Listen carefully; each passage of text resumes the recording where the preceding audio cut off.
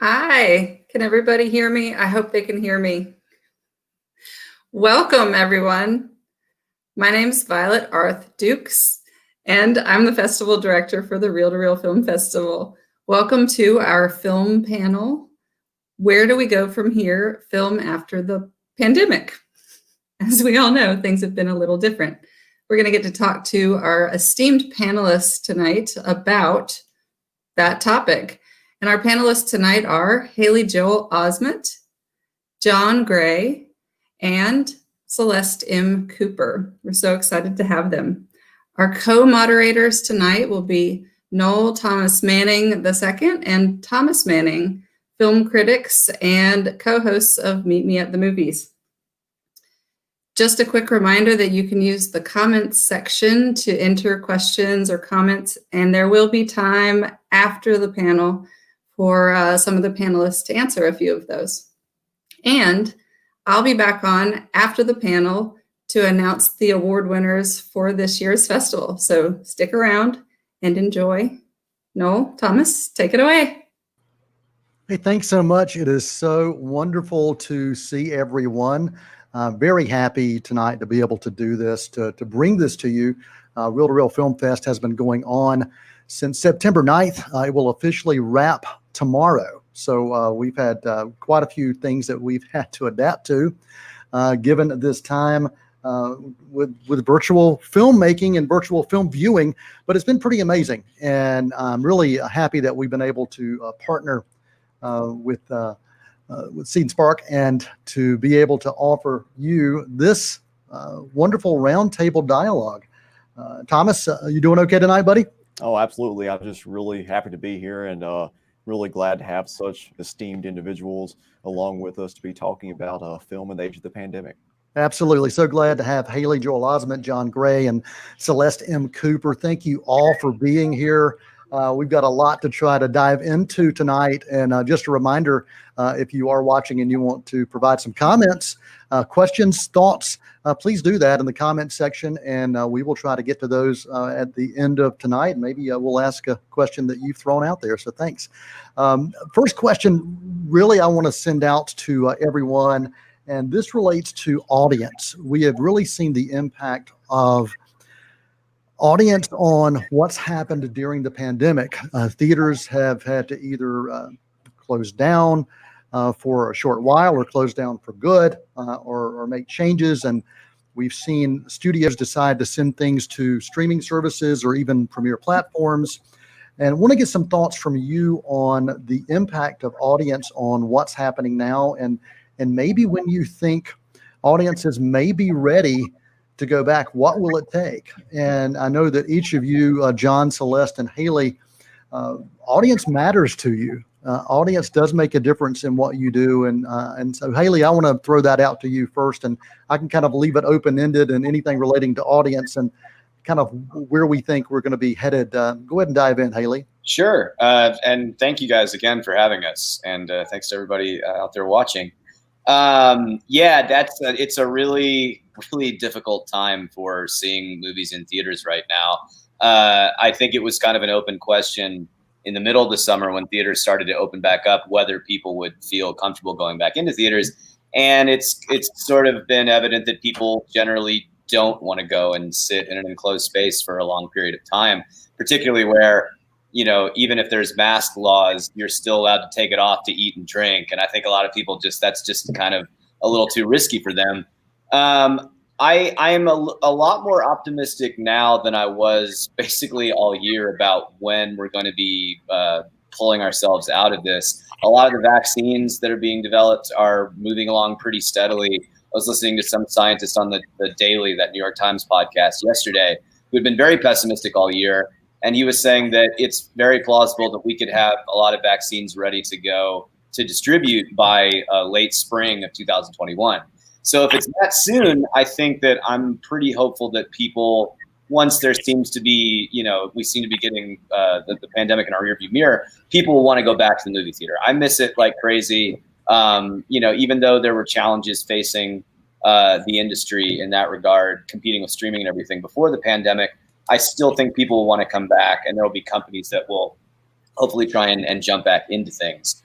But it's still really an open question. And I kind of wish that, at this point, it's kind of like for every individual American, I wish that the government had spent the money to just pay people to stay home, pay businesses to get through this. Because right now it's sort of an untenable situation that, leaves a lot of risks for the ability for us to show these movies, particularly independent movies, in theaters. Right. Celeste, go to you.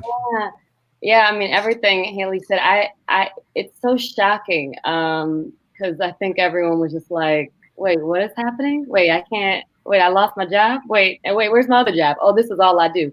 Okay, great. Like everything was affected. And I think everyone wants to feel safe. The audience wants to feel safe. The performers want to feel safe. The people working behind the scenes want to feel safe. And I think we all need to make sure that happens and we don't move into anything too quickly. I keep seeing people, like, hey, we're going to shoot. Oh, somebody got COVID-19 on the set. Let's shut down and suspend it for another couple weeks. We probably shouldn't have gone to that set yet. You know what I mean? And I know it's hard. I know we're craving it. I know we also need money. But our safety is extremely important. I think also this time was really funny for me that I realized kind of the things that outside of being a performer, my go-to thing to do in my free time is actually going to the movies and seeing plays. I'm like, oh my gosh, this is my whole my whole existence is so different right now. And I mean, I can be a homebody, but that doesn't mean that I want to be home all the time. Like social interaction just means so much, to be able to hug people, to be able to say, oh my gosh, you were wonderful, or to receive that information, or just to have an experience at a movie theater and to be able to talk to your friend about it at dinner. It's really something that I think will come back eventually when everyone feels safe, but we have to feel safe first. Absolutely. Thanks, Celeste. John, thoughts? I can just echo really everything that was just said. I mean, I do feel that people are hesitant to come back. In New York, the theaters are not open yet at all. And look, in some states, I think people are raring to go. They're not taking that seriously, and they're going to just turn out. But I think for most of the country, people are nervous about it, and movie theaters are, they can be an incubation for all kinds of things. And I really miss it. I would probably see easily 4 to 5 movies a week in theaters. I'm just a passionate moviegoer, and it's killing me. We're so lucky that this happened during the digital age and the streaming age. So we have Netflix, we have Amazon Prime, we can watch movies, just not in a theater. Yeah. But I don't know. I think it's going to take a long time. I think what Haley's heard is probably correct. I mean, we may have a vaccine in the spring. By then, we hope. But then it's going to take, I don't know how many months to really get it out there, get it deep into the country where everybody can have access to it. So it could easily be more than another year before we're back to normal. And then the question is, can the theater survive in the meantime? Yeah. Well, as a film journalist, Thomas and I both love going to theaters. We love going to the early screenings. We miss that as well. And just this week, some studios were reaching out to some of the film critics organizations and basically asked the question, are you ready? Would you be willing to go to a screening in a theater? Would you be willing to go to one with a crowd, not just the critics, but also a public? Or would you rather see a film just by yourself in the theater alone? And so they're asking these questions because they want to know what to do next. So they're still asking that question. Thomas, I know you've got a question you want to dive in with as well, right? Oh, absolutely. With the film industry, it's always evolving by the day, and the process of filmmaking is about adapting, solving problems, and having backup plans and contingencies. But something I've been considering over the past 7 months, was there ever a backup plan in the case of a pandemic? Was that something that was in the back of your minds as filmmakers, or was this just something completely out of left field, something that you all kind of had to figure out on the fly? And if so, what were just some of the biggest lessons that you've learned over the past 7 months? I will let Haley, you can take this one first if you would like. Sure. About the backup plan for? Yes, sir. Yeah. I mean, sorry, I'm not sure I understand the question. Backup plans personally, or for the industry? Just what have was there ever a backup plan in the case of a pandemic? And if not, what were some of the lessons that you have learned over the past 7 months that have been just really valuable? Clearly, this was something that I don't think a lot of people had backup plans for, and industry-wide, and even personally. I mean, I think back to where I was in early March when it had been in the news, in January. And I think probably going back to December, there was talk of it, but it took a long time, even for people who take these things seriously, as part of their personality, to really have it, get through that things were going to be shut down for an indefinite period of time. And now things look a lot sunnier than they did those weeks in March when there was so much chaos in New York and Boston and everything.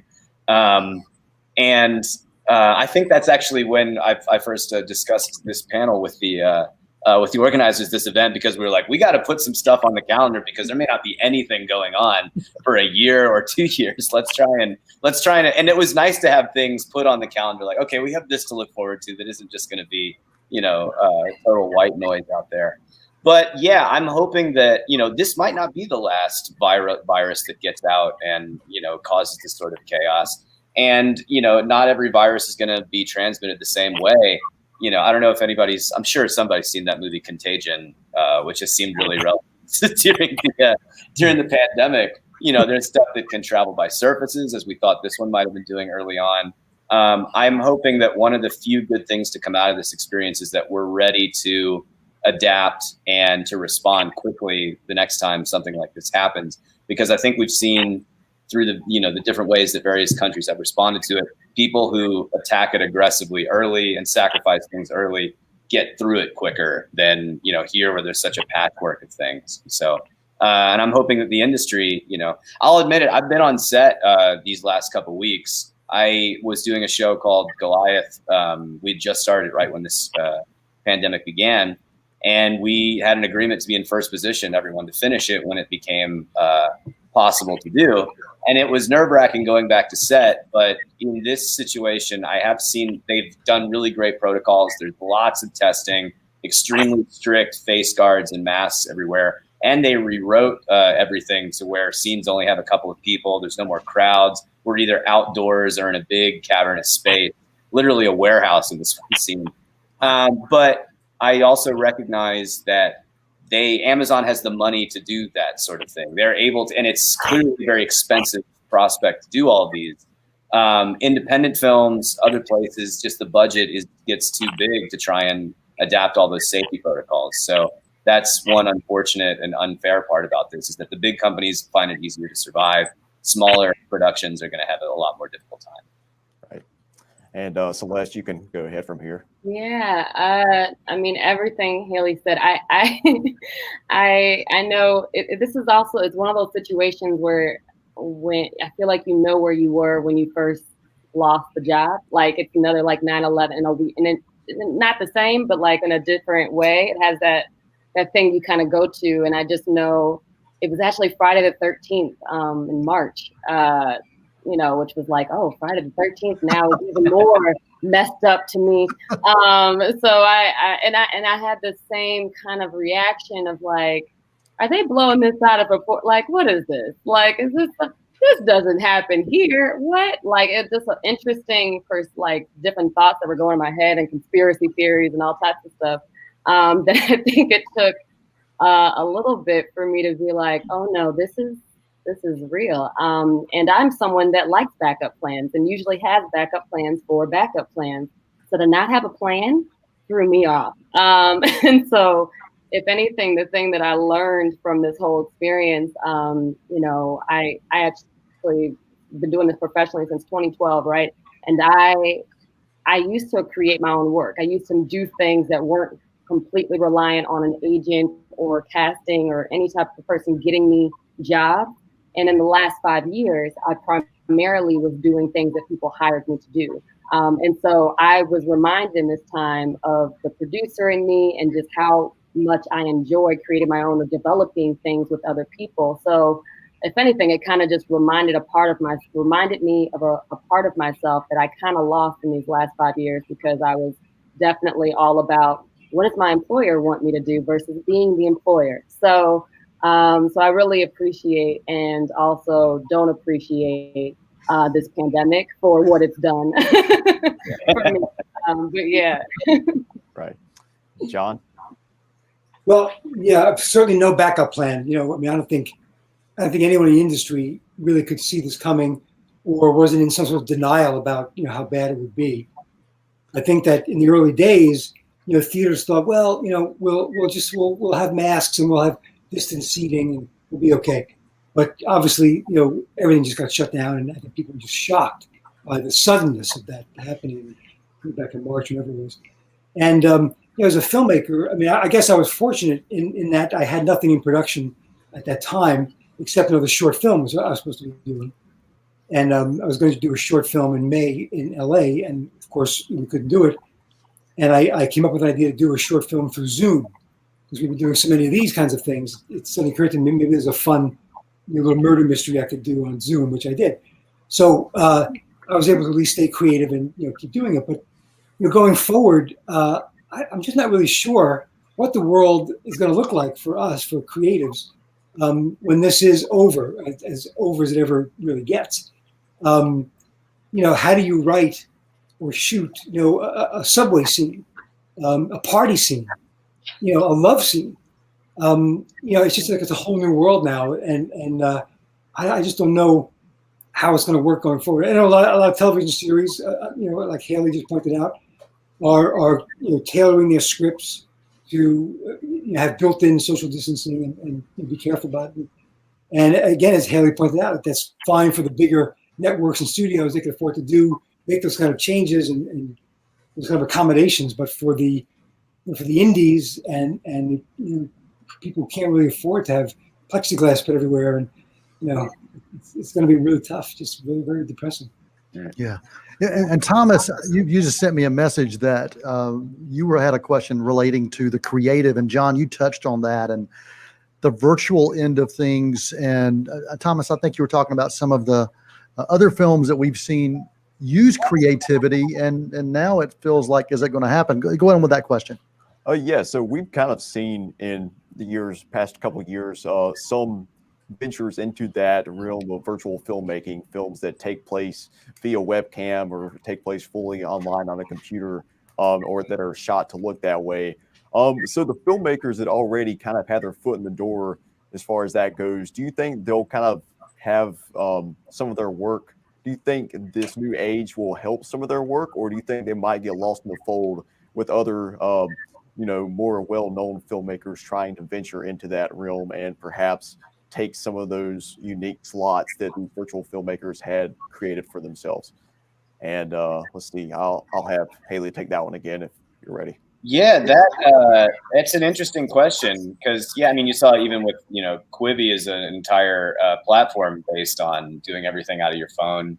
You know, we've seen there was that movie, I think Tangerine, was that the first one that was shot entirely on an iPhone? So those sort of technical innovations will be extremely valuable, you know, if this drags on for a really long time, and for any, you know, times in the future where it's necessary to have this kind of physical distancing. I'm really curious to see how narratively this will be addressed, because there's going to be a point where if you're making, you know, any kind of movie that, you know, could theoretically be taking place after 2019, are you going to just say, okay, this is taking place in 2019 so that you can completely avoid talking about the virus?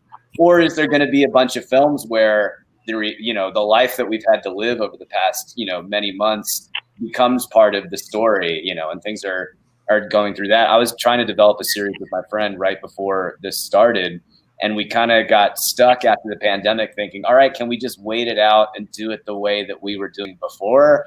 Or do we kind of integrate this into the plot and, you know, all the challenges that creates for, you know, for the characters in the movie? And I guess that's one way around having to shoot in a socially distanced world, is if the movie just takes place in that world and all those things have to be taken. So I guess there's, you know, there's obviously challenges, but there's also some narrative possibilities there too. Right. And Celeste, you can take this one. I think it really does, I guess, depend on the the filmmaker that's using this medium already. Because I think that I think all performers, all people in the filmmaking industry, I would hope, or I think that we'd all try to do better than what we did prior. You know what I mean? We're trying to build upon the thing that we did last time. Like, okay, that worked, or maybe that thing didn't work. We're always kind of investigating how to get better. So I think the people that actually have the leg up on this are the ones that have been doing it and are continuing to work on getting better at the thing. But I do think there's probably going to get to a point, especially when we have a vaccine that's proven to work, that we're not going to necessarily want to keep staying in this world, because we're going to want to get away from it as far as possible. So please, no more pandemic stories. I don't want to hear another thing about the pandemic. I hate the pandemic. I hate all the injustice that's happening in the world. This sucks. This is this 2020 year is not what I said it was going to be. I was supposed to be everything. All my dreams are going to come true. But no, 2020 still had everything that, we were asking for. It definitely was a whole 2020 vision. Like, what do you do? Who do you become when your world is turned upside down? And so everyone is really seeing who they are. And then we've got these masks on, which is also so funny to me, because some of us walk around with the mask, and now we're actually masking ourselves and trying to deal with the thing that's underneath.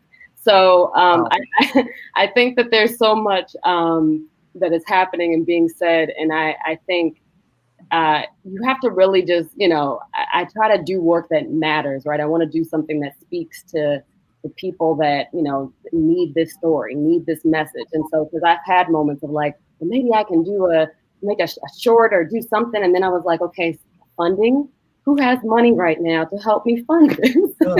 And do I have all the capabilities to make this happen? Like, I'm trying to build a whole little, a whole set in my house, because I'm home and I didn't expect to actually have to shoot anything in my house. But at the same time, I don't want to do anything if it doesn't actually say anything. So I'm kind of like in this place where I'm just like, okay, let me just see what happens and write out my ideas. And when something really is just speaking, I got to act on that thing, because that's the thing I need to be doing versus just doing something to stay busy. So, yeah.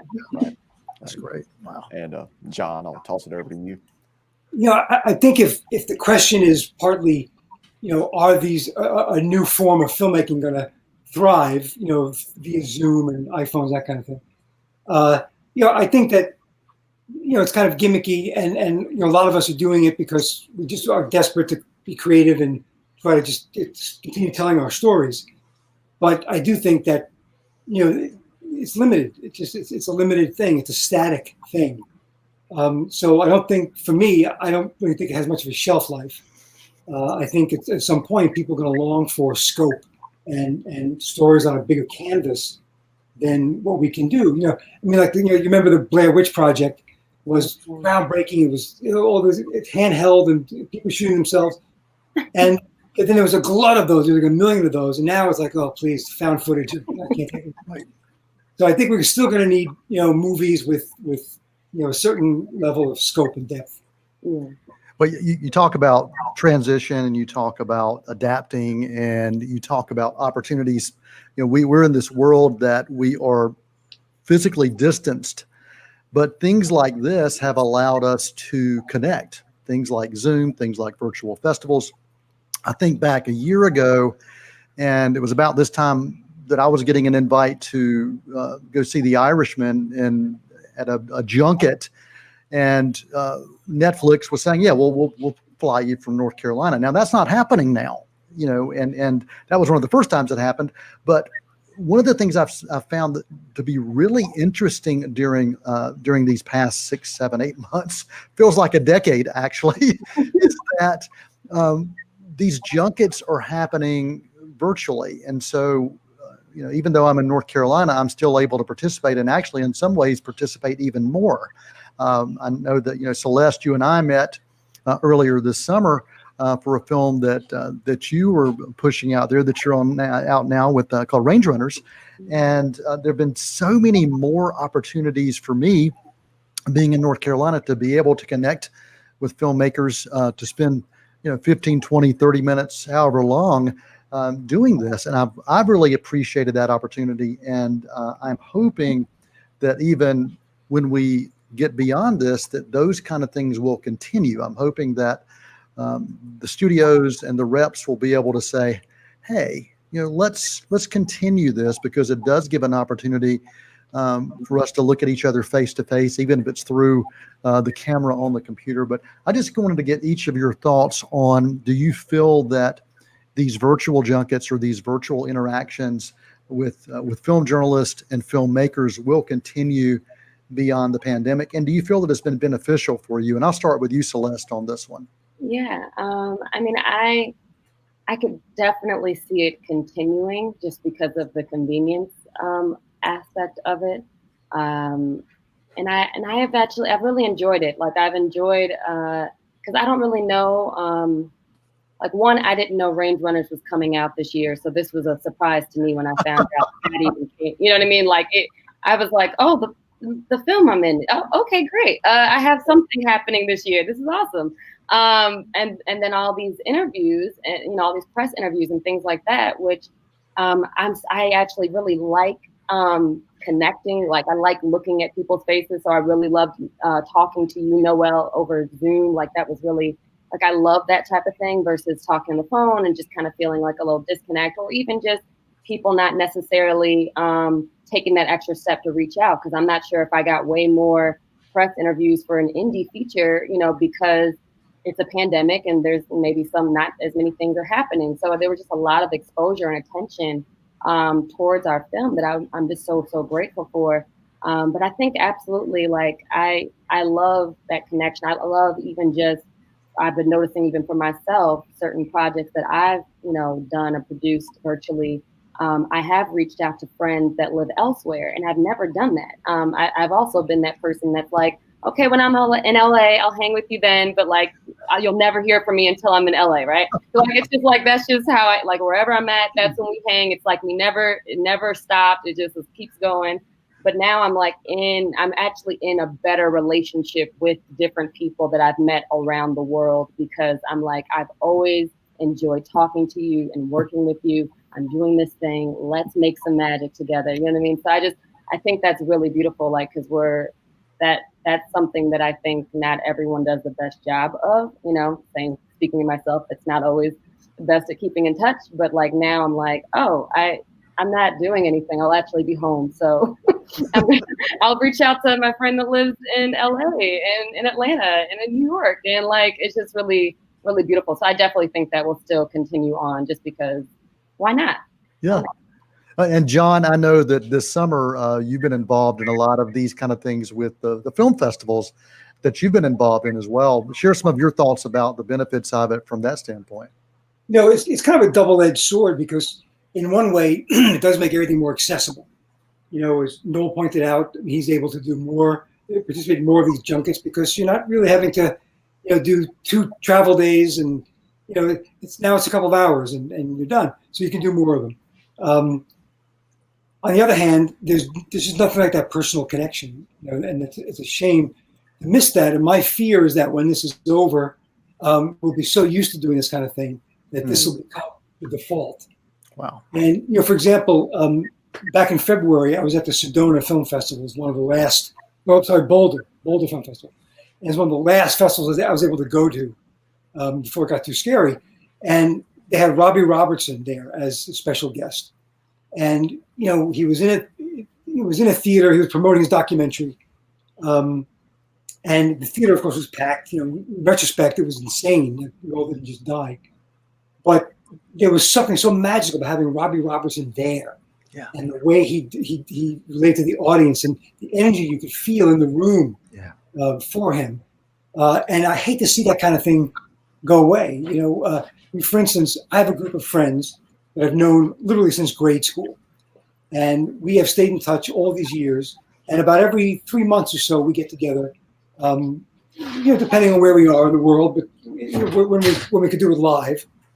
And so now during the pandemic, we've continued that virtually, and we still, see each other. And it's great.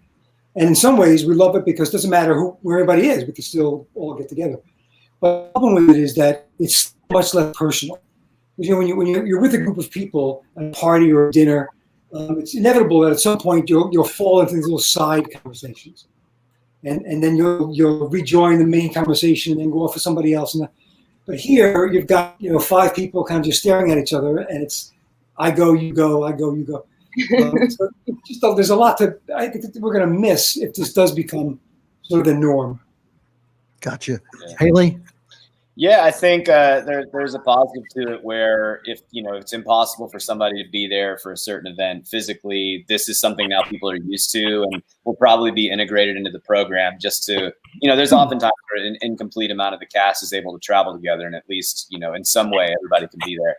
But absolutely, I think, what people love about film festivals is everybody makes the effort to go and be there and you get to physically be in the room with people, like you said.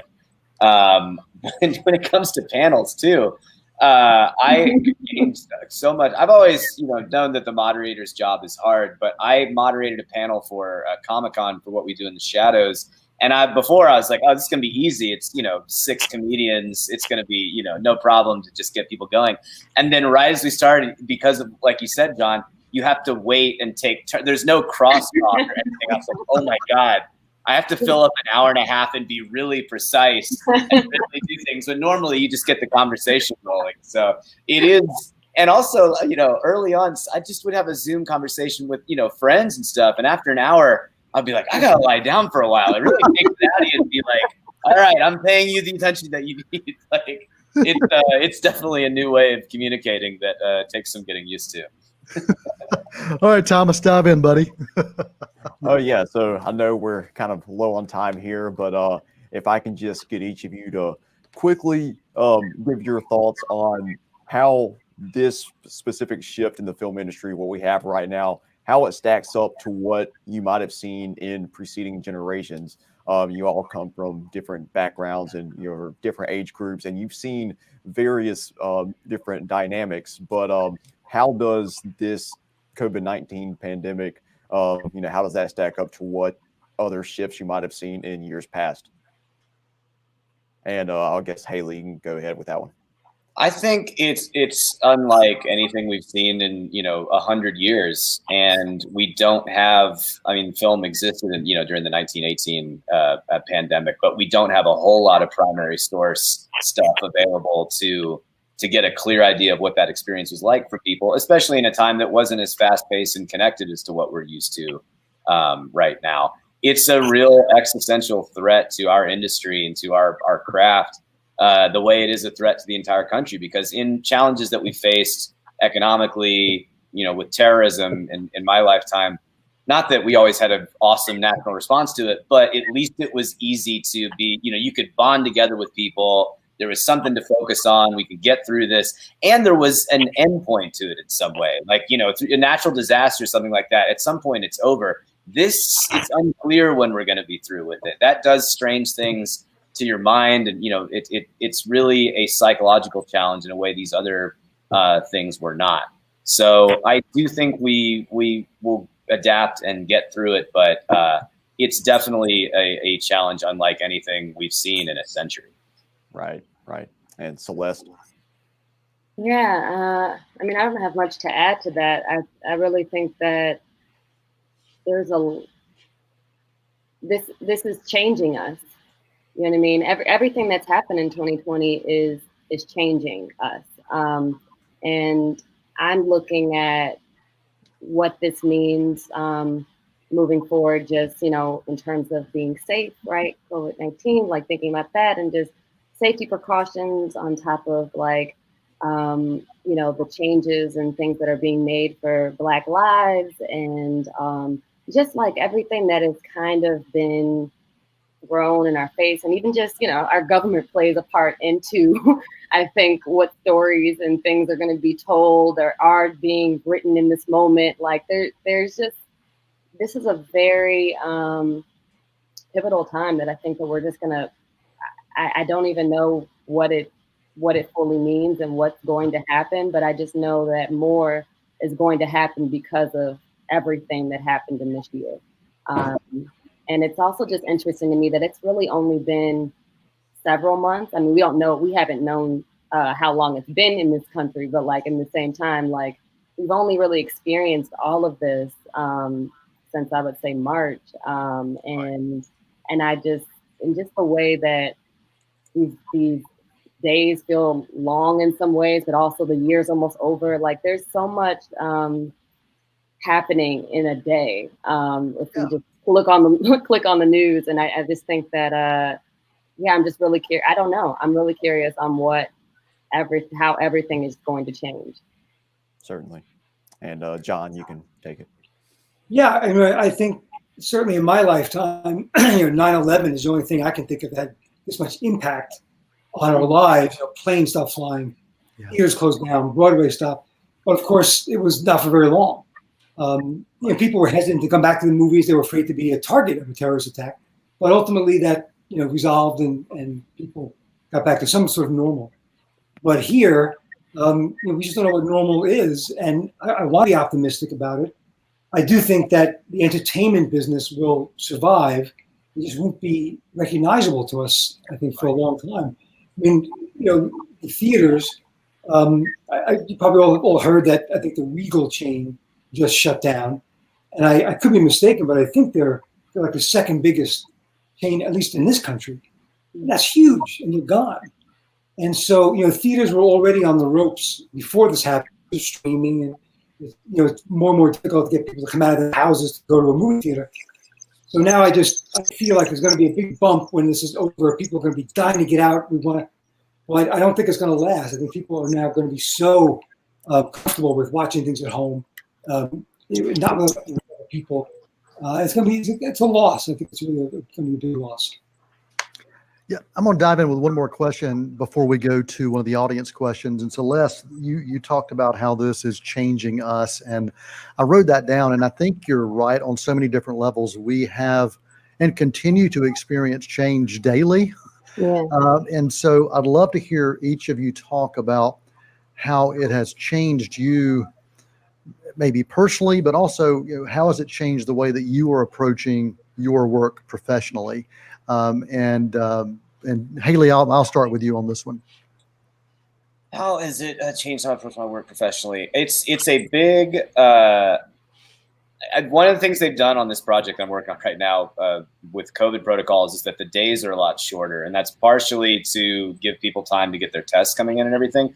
But I also think it's because it's exhausting being able to juggle everybody doing their respective jobs, and there's a definite stress and anxiety of going like, all right, how long have I been standing next to this person? Or, there's moments when one of the things I love about hanging out on set is just making conversation with people and everything. And now that's kind of, everybody has to be at arm's length or standing outside or something. So it is a lot more tiring getting through the day because there's really not a lot of time where you can relax completely. And you can't, out of your responsibility to keep everybody as safe as possible.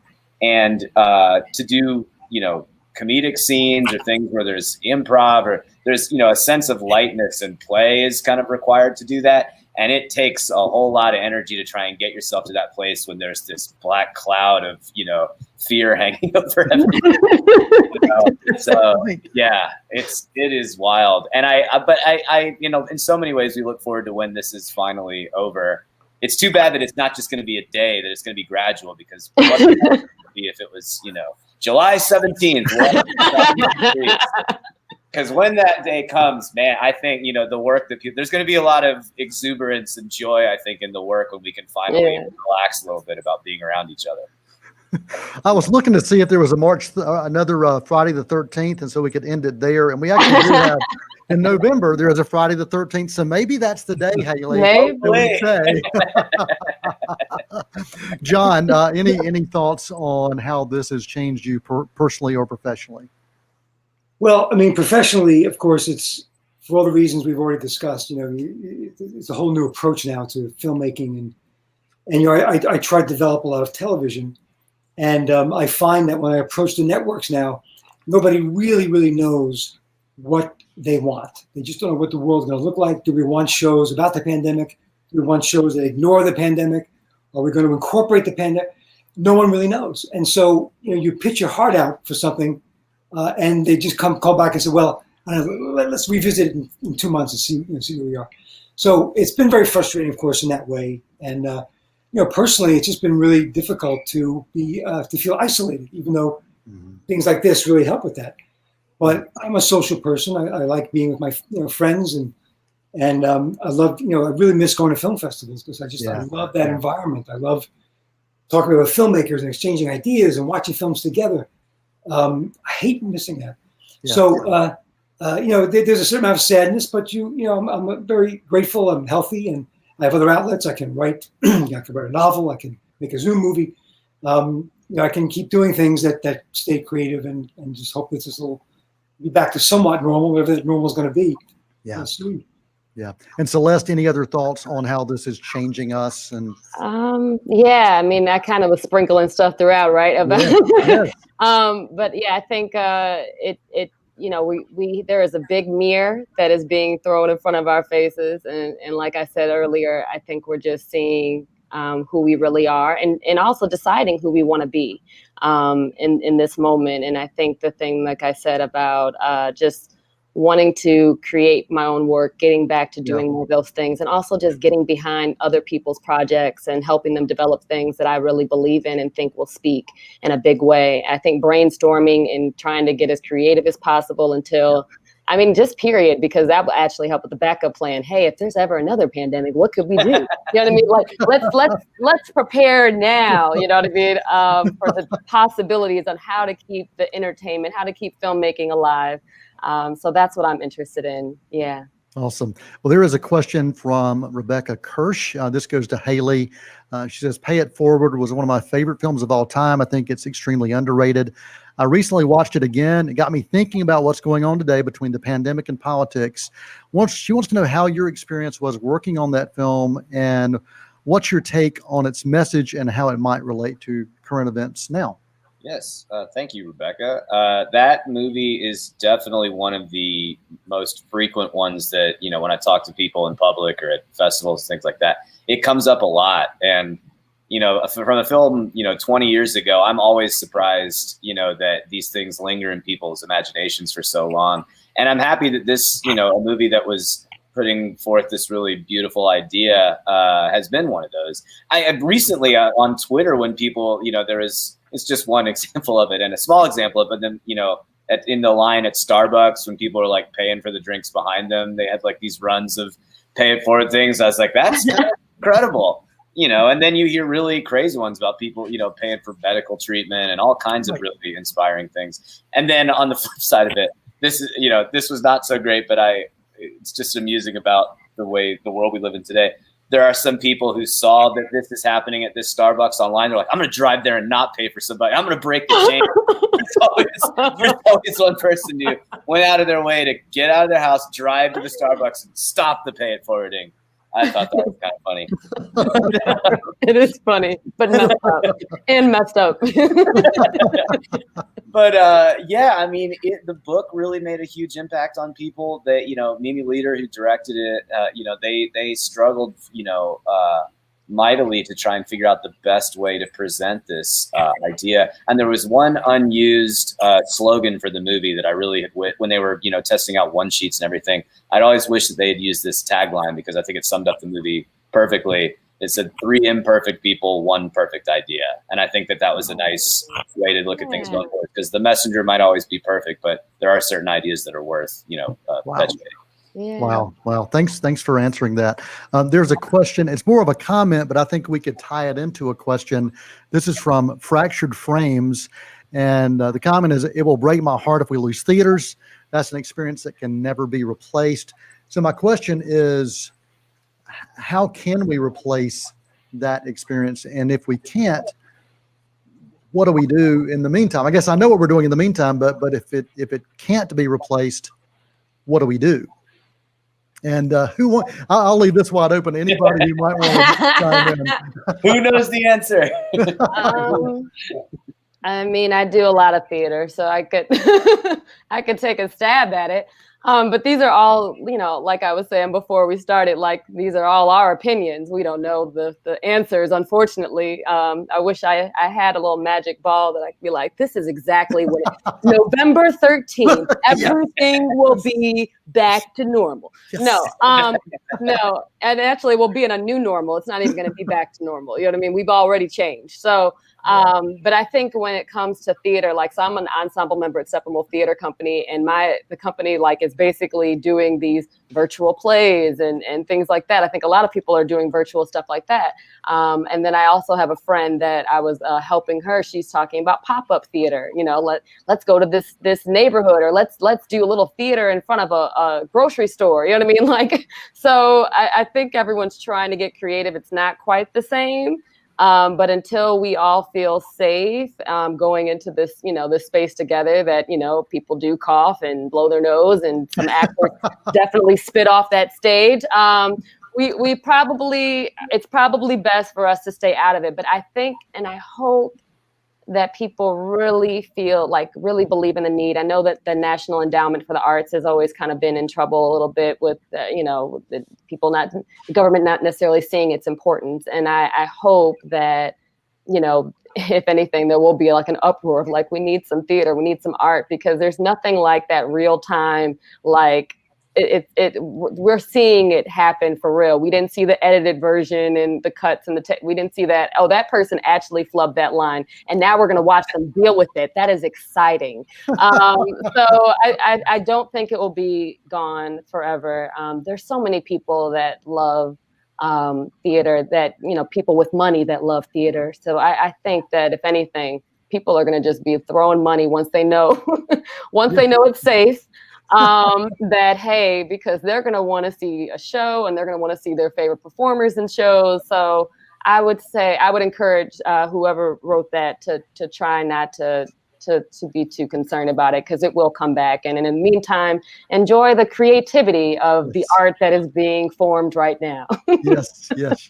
I'll throw out one final question for everybody, and then we're going to go to Violet for the award show. And here's the question: what is the greatest benefit or lesson that you've gained because of this crazy experience of the pandemic of 2020 that began on March 13th, Friday the 13th? And we'll start with John on this one. And just give me that question one more time. Sure. The maybe a benefit that you gained from this experience, or maybe the greatest lesson you learned from this experience. Well, I think I did get to clean out my garage. Bothering me for years. So there's that. Love it. I think mostly it's the sense that, you know, I feel like there's a certain, I'm encouraged by the kind of indefatigable spirit that people show. Yeah. And I feel inspired by that when I see people who are just finding ways to adapt and to move forward while still, you know, being realistic about what the threat is. Yeah. So I think for me that, you know, it enhances my belief in humanity. It wavers a lot. That's great. Haley. I mean, it definitely, in a way that's irreproducibly made me appreciate all the things even things that I didn't take for granted. Like, there's all these experiences that I absolutely cherished them while they were going on.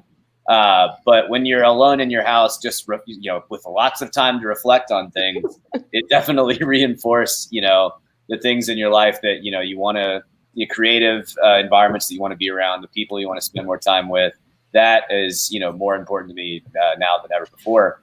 And then on just a kind of a technical level with, you know, our work as actors, I was a little surprised at how, you know, if I went 2 or 3 days without talking to anybody, you know, through Zoom or on the phone, and then I, you know, saw someone in a backyard or something, I was like, I have to kind of like rev up my brain to communicate again. It's shocking how quickly the things you take for granted and just be able to navigate communicating with another person, which is our job to really understand and plug into, it falls away, you know, in a matter of hours or days. I've read a lot about scientists who stayed in Antarctica for a really long time in isolation, astronauts who were up there for a long time, and they have really traumatic reintroductions into regular life. And there was a lot to learn about them, saying, you know, forcing yourself to go back to things, because there's a less happy possibility that, you know, social events may be overwhelming for people when we come back because you're not used to it for so long. So I think it just really, you know, was an opportunity to learn more about how people socialize with each other and to try and just make yourself adaptable as you possibly can, in all those respects going forward. Wow, that's great. Celeste. I'm pretty much just repeating myself, but I would say, but I would just say, rediscovering the many hats that I wear. I'm not just an actor. Also, reconnecting with people around the world. I don't have to just see them when I'm in the state that they are in, and also just really being able to see myself, and work on any parts of myself that I'm like, I don't really like that part. So like I have nothing but time to search within, because I definitely can be a workaholic. And so something about the stillness has been very much a blessing. Well, there's something about that stillness sometimes that will allow us to think and look within self. And Celeste M. Cooper, John Gray, Haley Joel Osment, thank you guys so much for being a part of this panel for the Reel to Reel Film Fest. And this has been our first opportunity to do a virtual film festival, and there have been a lot of benefits we've gained from it. And one of those, actually, there was a first time ever viewer for this film festival. Her name's Heather, and she lives in the area, but she's never been able to attend. And she actually contacted my wife and said that this is her first experience, and she's loved it over the past month to be able to be a part of it. So Heather, thanks for watching the Reel to Reel Film Fest, and thanks for tuning in for this panel discussion as well. We're going to turn it over to Violet, unless John or Celeste or Haley, you have any final thoughts or comments? Thank you. Everyone stay safe. Be well. Thank you so much. Thanks everybody watching. Thank you, Noel and Thomas and John and Celeste. It's really nice to meet you guys. Nice to meet you all. Yes. We will see you in person someday. Same. All right, Violet, it is all yours.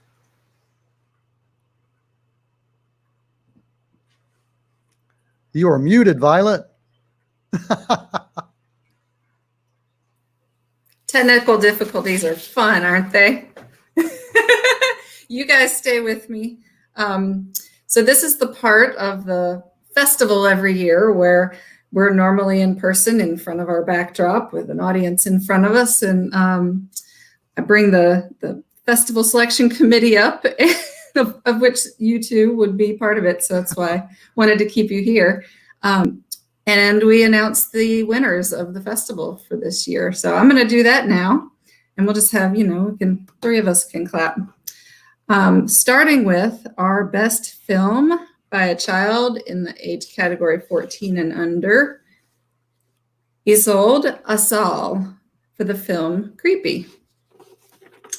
Next, best student animation, Radea Jatheva.